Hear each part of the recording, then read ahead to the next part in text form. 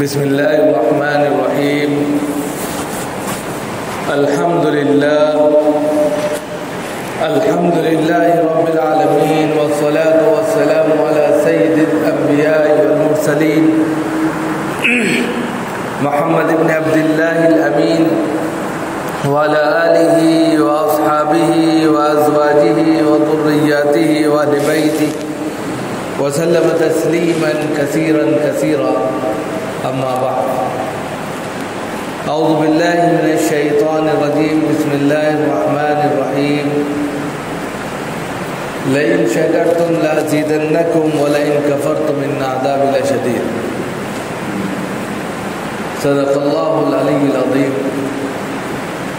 محترم بزرگوں اور دوستوں، دینی اور ایمانی بھائیوں، اللہ رب العزت کا شکر ہے، اس کا کرم ہے کہ اس نے ہمیں اپنی بارگاہ میں آنے کی توفیق عطا فرمائی. حضرات،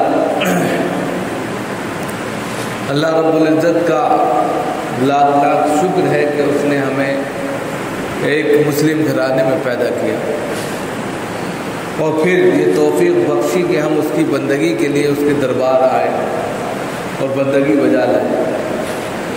بہت سے لوگ ایسے ہیں جن کو یہ توفیق تو ملی کہ وہ اسلام میں اور اسلامی گھر میں پیدا ہوئے، لیکن بعد میں توفیق نہ مل سکی کہ وہ اللہ کے دربار میں آ کر سجدہ ریزی اختیار کرتے، اللہ کی عبادت کرتے، اس کی بندگی کرتے. یہ نہیں ہو سکا. کتنے ایسے ہمارے بھائی ہیں جو مسجد نہیں آتے، وہ مسجد کی سیڑھیاں چڑھنا پسند نہیں کرتے، لیکن وہ مسلمان ہیں، لیکن ایمان ان کے اندر بہت کمزور ہے. اسی لیے مسلم اور مومن میں فرق ہے کہ مسلم تو ہر وہ شخص ہے جو مسلمان گھر میں پیدا ہوا یا اس کی ایکٹیویٹی ایسی ہے جو مسلمانوں والی ہے، لیکن مومن وہی ہے جو اللہ پر ایمان رکھتا ہو اور وہ عمل کرتا ہو جو اللہ کے رسول صلی اللہ علیہ وسلم نے کیے اور اللہ رب العزت کو وہ عمل پسند ہیں، اس پر اپنی زندگی گزارتا ہو تو وہ مومن. اور اسی کے لیے قرآن میں وَأَنْتُمُ الْأَعْلَوْنَ إِن كُنتُم مُؤْمِنِينَ کہا گیا کہ تم ہی سربلند ہو، تم ہی ہر چیز کے مالک ہو، تم ہی کامیاب ہو، بشرطے کہ تم مومن کامل. مومن کامل یعنی کہ ہر اعتبار سے وہ اللہ پر یقین رکھتا ہو، ہر اعتبار سے اللہ کو مانتا ہو، زبان سے دل سے اقرار کرتا ہو کہ اللہ کے علاوہ کوئی معبود نہیں ہے، اور پھر اس کو بجا لانے کے لیے ہمیشہ اس کی عبادت میں، اس کی بندگی میں اور جو تمام امور اللہ رب العزت نے اس کے ذمہ کیے ہیں اس کو ادا کرتا ہو تو وہ مومن ہے. لیکن ہمارے بہت سے بھائی اس چیز کو نہیں سمجھتے. یہاں جو بات کرنی ہے وہ یہ ہے کہ جب ہم مومن ہیں اور مومن کے لیے سب سے اہم چیز ہے اللہ کی بندگی، تو ہم بندگی کے بہت سے طریقے جانتے ہیں. دعا کرنا بندگی ہے، قرآن پڑھنا بندگی ہے، سجدہ کرنا بندگی ہے، نماز پڑھنا بندگی ہے، کسی کی خدمت کر دینا بندگی ہی میں آتا ہے کیونکہ اللہ ان چیزوں کو پسند کرتے ہیں. لیکن سب سے اعلیٰ بندگی کا جو نمونہ ہے وہ نماز ہے. وَمَا خَلَقْتُ الْجِنَّ وَالْإِنسَ إِلَّا لِيَعْبُدُونِ. اللہ رب العزت نے فرمایا کہ ہم نے انسانوں کو اور جناتوں کو اپنی عبادت کے لیے پیدا کیا، اور عبادت کے لیے طہارت ضروری ہے، عبادت کے لیے پاکی ضروری ہے کہ عبادت قبول ہی نہیں ہو سکتی جب تک آپ پاک نہ ہوں، جب تک آپ کا بدن پاک نہ ہو، آپ کے اعضاء پاک نہ ہو، آپ کے کپڑے پاک نہ ہو. اس کو طہارت بولتے ہیں. اب طہارت حاصل کرنے کا جو طریقہ ہے جس کو ہم پاکی کہتے ہیں وہ سمجھنے کا ہے. بہت سے ہمارے بھائی طہارت سمجھتے ہی نہیں، پاکی سمجھتے نہیں، اور بہت سے چھوٹے چھوٹے بچوں کو ہم نے کہتے ہوئے سنا کہ ہم ناپاک ہیں. تو ناپاک ہونا دو طرح سے ہوتا ہے، یا تو نجاست خفیفہ یا نجاست غلیظہ. خفیفہ ہلکی نجاست کو کہتے ہیں اور غلیظہ بھاری نجاست کو کہتے ہیں. خفیفہ وہ ہے جو وضو کرنے سے پاک ہو جاتی ہے، نجاست ختم ہو گئی، پاکی حاصل ہو گئی. اور غلیظہ وہ ہے جس میں غسل کی ضرورت پڑتی ہے. جب تک غسل نہیں کریں گے تو پاکی حاصل نہیں ہوگی. تو یہ ساری چیزوں کو جاننا بہت ضروری ہے. بہت سے لوگ جانتے ہی نہیں. اب مثال کے طور پہ وضو کرنا ہے تو وضو کرنے کا طریقہ کیا ہے؟ نل کھول کے بیٹھ کے پانی بہہ رہا ہے. یا اسی طریقے سے کتنے اعضاء کو کتنی مرتبہ دھونا ہے، یہ اہم چیز ہے. اسی طرح غسل کے اندر کیا چیز فرض ہے. آج کے وقت میں تو پانی کی کوئی فراوانی ہی نہیں ہے، یعنی کہ قلت ہے ہی نہیں ہے. انسان سوچتا ہے جتنا چاہے پانی برباد کرے اور وہ شاور کھول کے بیٹھ جاتا ہے، 1-2 گھنٹے نہاتا رہتا ہے، پانی ضائع ہو رہا ہے. جناب محمد رسول اللہ صلی اللہ علیہ وسلم کے تعلق سے آتا ہے کہ ایک بالٹی میں نہا لیا کرتے تھے. چھوٹی بالٹی ہوتی، اس میں غسل ہو جاتا تھا، پاکی حاصل ہو جاتی تھی.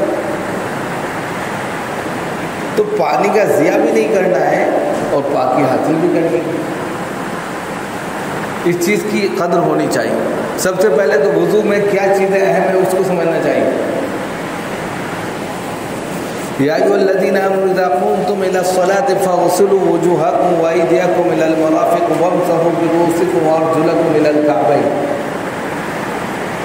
اس آیت کے اندر وضو کے فرائض بتلائے گئے کہ ان اعضاء کو دھونا ضروری ہے. اگر یہ اعضاء کسی بھی طرح سے تر ہو جائے بیک وقت، تر کا مطلب یعنی کہ پانی ان پر گزر جائے، بارش ہو رہی ہے وہ اعضاء دھل گئے، ندی کراس کی وہ اعضاء سب دھل گئے، یا اسی طریقے سے کوئی کنواں تھا اس میں ڈبکی لگائی وہ اعضاء دھل گئے، ٹنکی میں کودے وہ اعضاء دھل گئے، یا اسی طریقے سے آپ نے خود اپنے عمل سے وضو کیا وہ اعضاء دھل گئے تو وضو ہو جائے. اسی لیے کہا یا ایھا الذین آمنوا اذا قمتم الی الصلاۃ، جب تم نماز کے لیے کھڑے ہو جاؤ یا ارادہ کرو تو 4 چیزیں دھو لو. پہلے چہرہ دھونا ہے، کلی کرنا، ناک میں پانی ڈالنا وضو کے لیے شرط نہیں ہے. چہرہ پورا کا پورا دھونا وہ سنت میں آتا ہے، اور پورے ہاتھ کونیوں سمیت دھونا ہے. سر کا مسح کرنا ہے، 1/4 سر کا مسح، جیسے 4 حصے تو 1/4 سر کا مسح کرنا ہے، اور پھر اپنے پیر دھو لینے. یہ فرض وضو کے اندر. اور جناب محمد رسول اللہ صلی اللہ علیہ وسلم نے اپنا وضو کر کے جو بتایا کہ ایک مرتبہ آپ نے کلی کی، ایک موقع سے آپ نے 1 مرتبہ کلی کی، ایک موقع سے 2 مرتبہ کلی کی، ایک موقع سے 3 مرتبہ کلی کی، ناک میں پانی ڈالا، ہر اعضاء کو 3 مرتبہ دھویا اور کہا کہ یہ میرا وضو ہے. تو اب اس سے پتہ چلتا ہے کہ اگر انسان کے پاس پانی کی قلت ہے تو 1 مرتبہ میں وہ اعضاء دھل جاتے ہیں تو وضو ہو جائے. اور اگر پانی ہے، وقت ہے آپ کے پاس تو 3 مرتبہ دھو لیجیے، یعنی نل کھول کے بیٹھ گئے چاہے جتنا دھوتے ہیں. بہت سے لوگ آتے ہیں جو فریزر رکھتا ہے ٹھنڈے پانی سے وضو کرتے ہیں. کتنے افسوس کی بات ہے، بالکل ٹھنڈا پانی ہوتا ہے، بعض ہوتا ہے اس کو ٹھنڈا کر کے وضو ہم نے دیکھا. یہ غلط ہے، یہ ضیاء ہے، یہ زیادتی ہے، یہ اسراف میں آتا ہے. جو ایک نارمل چیز ہے اس کو اختیار کیجیے. نمبر 1، تمام اعضاء کا دھونا جو چہرے میں آتا ہے، کونیوں سمیت ہاتھ آتے ہیں، سر کا مسح اور پیر، یہ فرائض میں ہے. کلی کرنا، ناک میں پانی ڈالنا، یہ سب سنت میں آتا ہے. لیکن اس کے بغیر ظاہر سی بات ہے منہ میں گندگی ہے یا گٹکا کھایا ہے یا سپاری کھائی ہے تو انسان کلی کرے گا. تو کر سکتے ہیں، کوئی حرج کی بات نہیں ہے. نزلہ ہو رہا ہے تو انسان ناک صاف کرے گا، کر سکتے ہیں، کوئی حرج کی بات نہیں. لیکن پانی کا ضیاع نہیں ہونا چاہیے. ضیاع کا مطلب بربادی، اس سے بچنا چاہیے. دوسری چیز جو ہے غسل کرنا ہے تو غسل کرنے میں کلی کرنا اور ناک میں پانی ڈالنا فرض ہے، اس کے بغیر غسل نہیں ہوگا. آپ نہائیں اور نہانے کے بعد میں آپ نے کلی اور ناک میں پانی نہیں ڈالا، پاکی حاصل کرنے کی نیت نہیں کی تو پاکی نہیں ہوگی. آپ کو پہلے کلی کرنا ہے، ناک میں پانی ڈالنا ہے، تب پورے بدن میں پانی بہانا ہے. اور مسنون طریقہ یہ ہے کہ پہلے جو ہے ان اعضاء کو دھو لیا جائے جہاں ناپاکی لگی ہے، اس کے بعد وضو کر لیا جائے، اور پھر اس کے بعد جو ہے کلی اور ناک میں پانی ڈال کے پورے بدن پہ پانی بہایا جائے۔ یہ طریقہ سنت ہے۔ اب کس سے، مثال کے طور پہ جو نواقض وضو ہیں 8، ان سے تو وضو ٹوٹتا ہے، اور جن سے غسل واجب ہوتا ہے جو غلیظہ ہیں تو ان سے غسل واجب ہوتا ہے۔ تو ان میں دونوں میں آپ کو یہ اختیار کرنا ہے کہ ہم کو کون سی چیزیں اہم ہیں اور کتنے پانی کے ساتھ میں اور کتنے وقت کے ساتھ میں آپ اس کو استعمال کر سکتے ہیں۔ دونوں چیزیں ضروری ہیں۔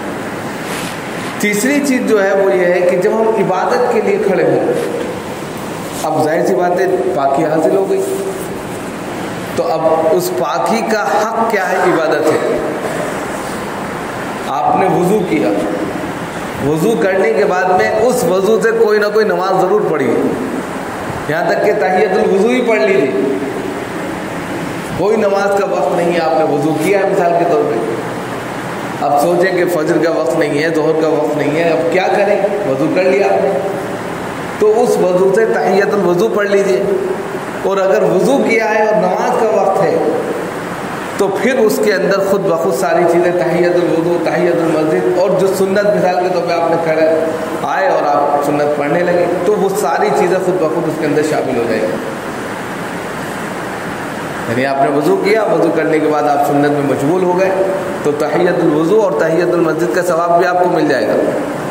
آپ نے مثال کے طور پہ گھر میں ہیں اور 10 بجے آپ نے وضو کیا آفس جانے کے لیے، اب اس وقت کوئی نماز آپ کے ذہن میں ہے ہی نہیں، تو آپ 2 رکعت نماز تحیۃ الوضو پڑھ لیں تو اس کا بھی ثواب آپ کو مل جائے گا، کیونکہ وہ پاکی ہے نا، پاکی آپ نے حاصل کی تو اس کا حق یہ ہے کہ کم از کم 2 رکعت اس کی نماز پڑھی جائے، اور انسان ویسے پاک رہے تو یہ بہت اچھی بات ہے، اس سے ذہن فریش رہتا ہے، بیماریوں سے اس کو چھٹکارا مل جاتا ہے، ذہنی الجھنوں سے اس کو چھٹکارا ملتا ہے، غلط خیالات، غلط خواب جو آتے رہتے ہیں، بہت سے لوگ پریشان رہتے ہیں، اس سے اس کو نجات ملتی ہے، وسوسے جو دل میں پیدا ہوتے رہتے ہیں اس سے نجات ملتی ہے، پاک رہنے سے، طہارت پر جو انسان رہتا ہے تو بہت ساری بیماریوں سے اس کو آزادی مل جاتی ہے۔ بہت سے لوگ جو ہے شک میں پڑے رہتے ہیں، شک کے مریض ہو جاتے ہیں، ان کو ایسا محسوس ہوتا ہے کہ ان کا مثال کے طور پہ ایک سلسلۃ البول آتا ہے، یعنی کہ پیشاب کے قطرے کا ٹپکنا، بہت سے لوگوں کو شک ہوتا ہے میرا قطرہ ٹپک گیا، یعنی وہ استنجا کرتے ہیں اس کے بعد پھر ان کو احساس ہوتا ہے کہ یعنی کہ قطرہ ٹپک گیا، پھر ناپاکی، ان کا ذہن ہمیشہ اس گردش میں گھومتا رہتا ہے کہ وہ ناپاکی ہوگی۔ تو ان تمام چیزوں سے اگر انسان کو چھٹکارا چاہیے تو وہ اپنی پاکی کا اہتمام کرے، تو پاکی پر رہنے پر جو ہے حضرت بلال رضی اللہ تعالیٰ عنہ کا واقعہ آپ کو یاد ہوگا، اور آپ صلی اللہ علیہ وسلم نے ان سے کہا تھا کہ تمہارا وہ کون سا عمل ہے کہ میں دیکھتا ہوں کہ تم زمین پر چلتے ہو اور تمہارے چلنے کی آواز جنت تک سنائی دیتی، یعنی کہ وہ زمین پر زندہ تھے، زمین پر چلتے تھے، لیکن ان کے قدموں کے چلنے کی آہٹ جنت میں تھی۔ جب آپ معراج پر گئے تو آپ نے یہ چیز دیکھی تو حضرت بلال سے سوال کیا کہ کیا کرتے ہو کہ اتنا بڑا درجہ تمہیں دیا گیا اللہ نے کہ زمین پر رہتے ہوئے آسمان اور جنت میں؟ تو کہا اللہ کے رسول صلی اللہ علیہ وسلم میرا کوئی ایسا عمل تو نہیں ہے، بس ایک عمل ہے کہ جیسے ہی میں ناپاک ہوتا ہوں پاکی حاصل کر لیتا ہوں اور پاکی پر پاکی حاصل کرتا ہوں، یہ بہت اہم بات ہے، اور اسی کو قرآن نے کہا ہے کہ ان اللہ یحب التوابین ویحب المتطہرین، بہت اہم بات کہی، پاک تو ناپاک ہو پاکی حاصل کر لی، لیکن پاکی پر پاکی کیسے حاصل کی جائے گی یہ بہت اہم۔ مثال کے طور پر انہوں نے کہا جب استنجا میں کرتا ہوں تو میں ڈھیلے کا استعمال بھی کرتا ہوں، پہلے ڈھیلے ہوتے تھے، مٹی کے ڈھیلے ہوتے تھے، مٹی سے طہارت حاصل کی جا سکتی ہے، تو ان کا کہنا تھا کہ میں پہلے ڈھیلے سے مٹی سے طہارت حاصل کرتا ہوں اور پھر اس کے بعد پانی کا استعمال کرتا ہوں، تو پاکی پر پاکی یہ عمل اللہ کو بہت پسند آئے۔ پھر جیسے ہی وہ یعنی باوضو تھے بے وضو ہو گئے یا ان کو حاجت ہوئی تو ایک دم غسل کر لیا، تو جیسے ہی انہوں نے یعنی ناپاکی کا چہرہ دیکھا تو ویسے پاکی حاصل کر لی. تو یہ عمل اللہ کو اتنا پسند آیا کہ اللہ نے قرآن نے بھی اس کو ریکارڈ کر دیا، ان اللہ یحب التوابین و یحب المتطہرین. اللہ پاکی کو پسند کرتا ہے، پاک رہنے والوں کو پسند کرتا ہے. اب اگر انسان جو ہے اسی طرح پاکی حاصل کر لے تو وہ بھی اللہ کے نزدیک جو ہے بہت زیادہ پسندیدہ بندہ ہے. بہت سے لوگ ایسے ہوتے ہیں صبح سے شام تک ناپاک پڑے رہتے ہیں، ان کو احساس ہی نہیں ہوتا، ان کو کوئی احساس ہی نہیں ہوتا وہ ناپاک ہے. ان کو نماز نہیں پڑھنی تو ان کو احساس نہیں ہے. اس کا گناہ کیا ہوتا ہے؟ فی نفسی نماز کا جو گناہ ہے جو قضا ہوئی وہ الگ ہے. جتنے دیر تک انسان ناپاک رہتا ہے اس اعتبار سے وہ اپنے آپ کو سستی، کاہلی اور تمام ایسی بیماریوں کا شکار بناتا ہے جو ذہنی ہوتی ہیں، الجھنوں کا شکار ہوتا ہے. یعنی ایسے تو کوئی جسمانی اعتبار سے تو بیمار نظر نہیں آئے گا، آپ چنگا کہیں گے ڈاکٹر کو دکھائیں گے تو صحیح ہے، لیکن جسمانی طور کے علاوہ ایک روحانی بیماریاں ہوتی ہیں، انسان کو پتہ نہیں چلتا. وہ ذہنی بیماری جس کو کہتے ہیں، جس کو ڈپریشن کہتے ہیں، ٹینشن کہتے ہیں، ان چیزوں میں ملوث ہو جاتا ہے، ان کا شکار ہو جاتا ہے. اس کو پتہ ہی نہیں چلتا پھر کیا ہو رہا ہے. ذرا سی بات پر چڑ پیدا ہو جاتی ہے، تھوڑی سی بات پر لڑائی جھگڑا، یہ ساری چیزیں ہونے لگتی ہیں. اس کو سکون نہیں ملتا. وہ ٹھیک ہے پرسکون ہے پھر بھی اس کو الجھن ہو رہی ہے، عجیب کیفیت ہونے لگتی ہے. تو اس سے بچنے کے لیے ضروری ہے کہ بہت سے لوگ اس طرح کرتے ہیں، ان کو پاکی حاصل کر لینی چاہیے، یہ ضروری ہے. اور جب انسان فریش ہوتا ہے، پاک رہتا ہے، تو پھر اس کا خود بخود رجحان ہوتا ہے کہ عبادت کرے. جب وہ ناپاک رہتا ہے تو اس کا رجحان کبھی بن ہی نہیں سکتا کہ وہ عبادت کی طرف آئے. لیکن جب وہ پاکی پر پاکی حاصل کرتا رہتا ہے، خود بخود اس کا ذہن فریش رہتا ہے، دل صاف رہتا ہے، تو خود بخود وہ اللہ کی بھکتی کی طرف بڑھنے لگتا ہے، اور اس کا من خود کرتا ہے کہ کچھ عبادت کر لے، کچھ پڑھ لے، کچھ مناجات کر لے، کچھ استغفار کر لے. خود بخود اس کا دل چاہے گا. اور اگر دل، کپڑے، بدن پاک ہی نہیں ہے تو پھر ظاہر سی بات ہے دور رہے گا. تو اس لیے ضروری ہے کہ ہم پاکی حاصل کریں. پھر نماز میں جو ہم طریقہ اختیار کرتے ہیں نماز پڑھنے کا، اس کے اندر جو ضروری چیزیں ہیں اس کو ہر شخص یاد کرے. مثال کے طور پہ ہم نے پاکی حاصل کر لی، سب کچھ حاصل کر لیا، اب نماز پڑھ رہے ہیں. اب نماز میں کیا پڑھا جاتا ہے یہ ہم کو پتہ نہیں. بہت سے ہمارے بھائی ایسے ہیں جن کو نہیں معلوم نماز میں کون سی چیزیں ضروری ہیں. اب مثال کے طور پہ سورہ فاتحہ ہے، پڑھنا ضروری ہے، اس کے بغیر نماز نہیں ہوگی. اسی طریقے سے سورہ فاتحہ کے ساتھ ساتھ سورت کا ملانا بھی ضروری ہوتا ہے. یہ ضروری ہے. التحیات پڑھنا ضروری ہے. جو بیچ میں تسبیحات ہیں اگر وہ چھوٹ جائیں تو چلیے 1% ہم کہہ سکتے ہیں کہ اللہ معاف کر دیں گے، لیکن جو ضروری چیزیں ہیں جو پڑھنا ضروری ہے، فرائض میں آتے ہیں، ان کے بغیر نماز کیسے ہوگی؟ ہم اس کی فکر نہیں کرتے، ہم اس کی طرف توجہ نہیں کرتے. تو کم از کم بہت زیادہ نہیں، آپ کو 10 صورتیں تو یاد ہوں. 10 صورتیں قرآن کریم کی چھوٹی چھوٹی آپ یاد کر لیں. سورہ فاتحہ آپ کی بالکل صحیح ہو، التحیات آپ کی صحیح ہو، درود پاک آپ کی صحیح ہو، دعائے قنوت آپ کی صحیح ہو. اور اس کو صحیح کرنے کے لیے یہ نہیں کہ ایک ہی دفعے میں آپ صحیح کر لیں.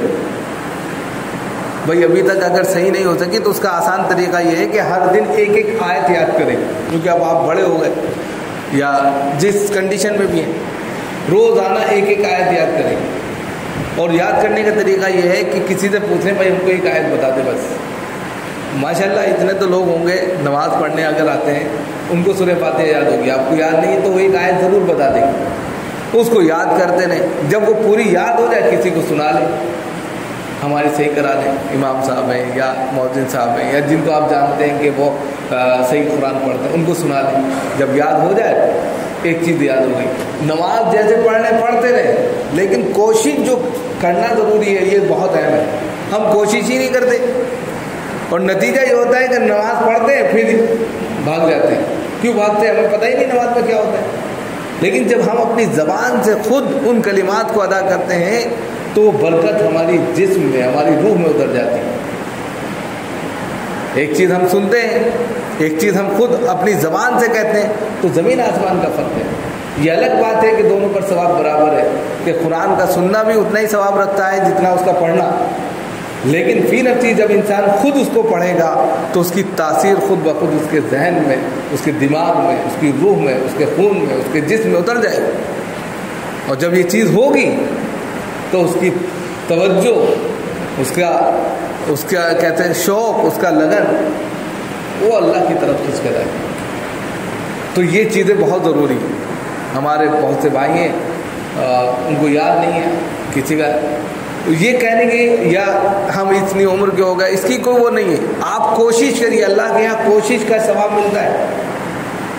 اگر آپ اٹک کر الف لام میم اس طرح کر رہے ہیں چھوٹا چھوٹا، اس پر ڈبل ثواب ہے. حدیث میں آتا ہے ایک شخص پورا پڑھ دیتا ہے ایک دم سے الف لام میم ذالک الکتاب لا ریب فیہ، ایک شخص اٹک کر پڑھتا ہے، اس کی زبان لڑتی ہے، وہ پڑھ نہیں پاتا لیکن کوشش کر رہا ہے، اس کوشش پر اس کو ایک کوشش کا ثواب اور ایک پڑھنے کا ثواب، ڈبل ثواب ملتا ہے.